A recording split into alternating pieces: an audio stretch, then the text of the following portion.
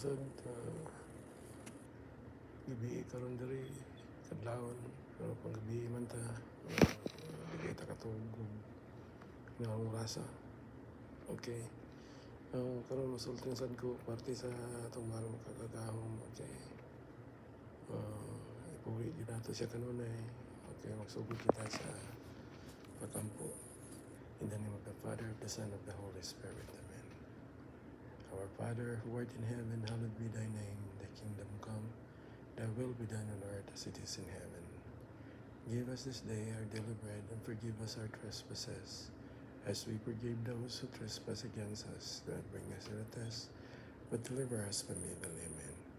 Hail Mary, full of grace, the Lord is with thee. Blessed art thou among women, and blessed is the fruit of thy womb, Jesus. Holy Mary, Mother of God, pray for us sinners, now at the hour of our death. Amen.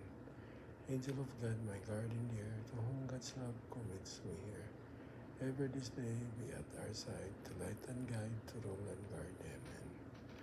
Saint Michael, the archangel, defend us in battle, be a protection against the wickedness and the snare of the devil. May God rebuke him, we humbly pray, and to thou, O Prince of the heavenly host, by the power of God, cast of the hell of Satan and all the evil spirit who prowl about the world seeking the ruin of soul. Amen. Saint John Vianney, pray for us. Merced of Wisdom, pray for us. Saint Francis of Assisi, pray for us. Saint Anthony, pray for us. Saint Thomas of Aquinas, pray for us. San Pedro Calungsod, pray for us. San Lorenzo Ruiz, pray for us. Saint Teresa of Calcutta, pray for us. Saint Teresa, Little Flower, pray for us. Saint Teresa, Little Flower, pray for us. Bishop Chapilo Camumot, pray for us. Okay. Kahapon, akong nakuha na sa gospel kahapon, Parable of the Sower, katong mga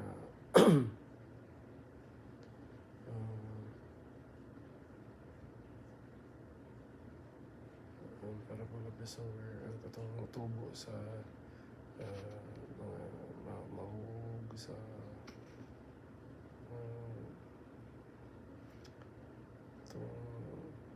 kalimot naman ko dali lang kayo makalimot, pero sa ako bang makakuan nga isang yaw karong adlaw nga ang atong pagka musunod kita sa Ginoo sa tamang makakagahom sa tanan niya mga sugo o dili kay kanarang karon lang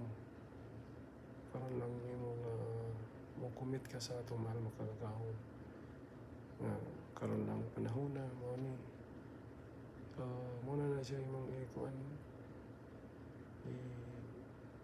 buhaton, pero di kay sa karon nga panahon kundi di kanunay na siya natong dapat buhaton nato kay ang atong tumong nga atong nagibuhat tungod kay mahal kay nato atong mga makakahon. Gibuhat nato na siya dili kay kay sa tinuod lang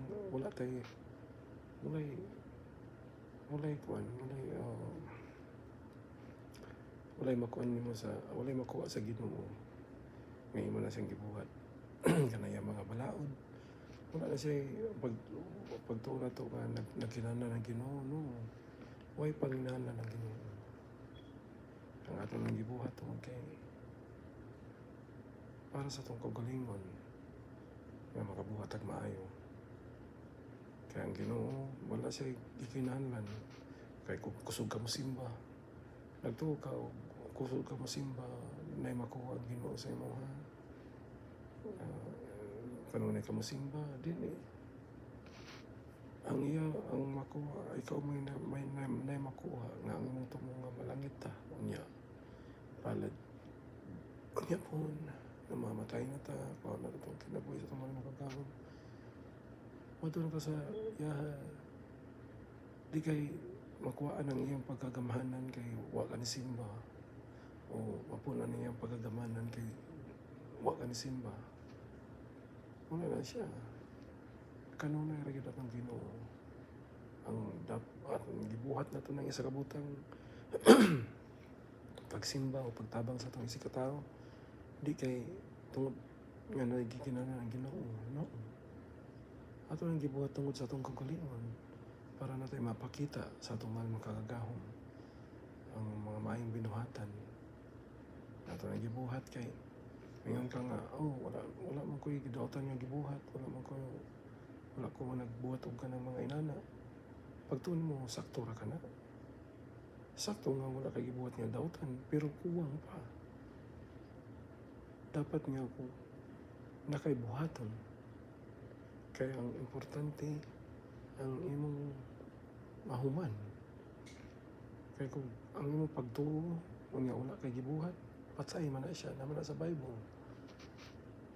Uban mga kuan nga, kung nagtuo ka sa Ginoo, maluwas na ka, dinira ka na. Kinana na pa kay buhaton. Okay? Mao ka na nga, magbuhat ng mga maayo sa itong sa kaadlaw. Kung nakabuhat ng mga tagmaayo itong niyaging panahon, wala na to siya, okay na to siya. Okay na ang karon. Okay? Salamat sa kayo.